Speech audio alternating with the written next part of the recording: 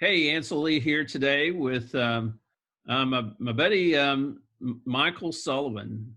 Michael is one of the principals at Sullivan Wright Technologies, and he's been working a lot with clinics. And hey, Michael, thanks for joining me today. Having me. You bet. You bet. Hey, I know you're out there working with clinics, Mhm. and in regards to this telemedicine thing. And so, tell me what are clinics finding? What are they struggling with? Sure. The biggest struggle that I've seen is just picking a platform. Medical clinics have really never done this before, so everyone just kind of started scrambling at the very last second to try and find something. And that's been the biggest struggle is just getting anything going. And I've seen a lot of clinics that just started out with Skype or even FaceTime on their iPhones.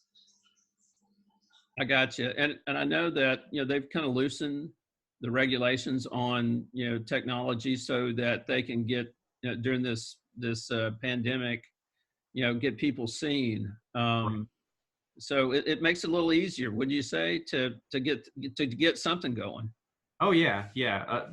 The providers that I've talked to have loved telemedicine. I mean, they're super happy that they're able to use it now, especially now that the regulations have been kind of relaxed.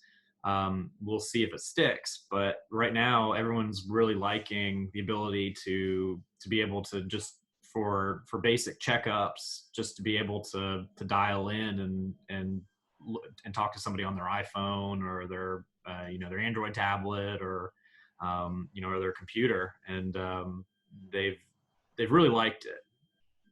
Yeah, and I know that several of my clients are struggling with, seeing they've lost their volume of patients Right. during this time. And I really see that long term they can make it up with this telemedicine platform. What you think? I hope so. I think for primary care clinics and clinics that just need to do basic checkups, I think they'll be able to really expand their ability to see patients. The one of the biggest factors in slowing them down is just getting a patient out of the waiting room and into the back of the clinic. Right. And they can see a lot more patients through telemedicine than they can getting a patient into the clinic and back to the exam room. I really think so too. And I know there's been in the past, resistance to telemedicine, but this virus thing has really forced us to have to go to that. To be seen. Hey, any specific product you're seeing that's working well, better than others that folks like?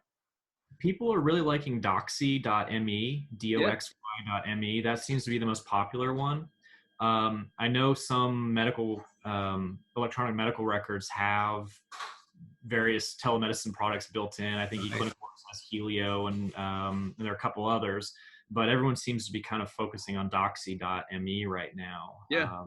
Very user friendly, and providers have been able to just pick it up without any interaction from tech support. Really, they just turn it on and they're ready to go. It has a lot of advanced features, but the basic level is free, and that's provides a very low barrier of entry to all these providers. Outstanding. Well, anything else any other insight that you can think about that you'd like to share in regards to telemedicine and being successful? Yeah, it's not the end all be all, and we still have to worry about security problems and patient privacy risks. So it's still a very good idea to involve the IT department in picking a platform, but also implementing it. That way we can make sure that we're still respecting HIPAA rules and requirements, and we're making sure that whatever devices they're set up on are still secure so that we don't risk losing patient data.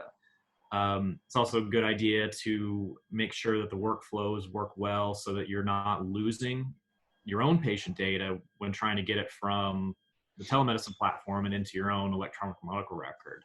I've seen that a few times, particularly when providers are using Skype.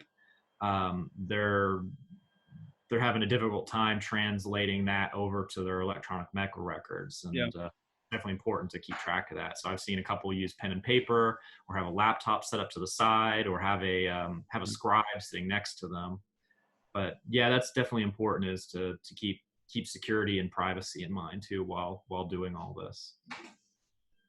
Outstanding. Well, hey, listen, thank you for joining me today. Hey, guys, I'm going to actually have a tip sheet of for choosing an telemedicine solution that I'm going to have here that you can hit by going to this link that I have on my media. So, any rate, Michael, thanks for joining me today. Good to Yeah, see you again. yeah, appreciate it. You bet. Wish you much success and more later. Thanks. Talk to you soon. Have a good one.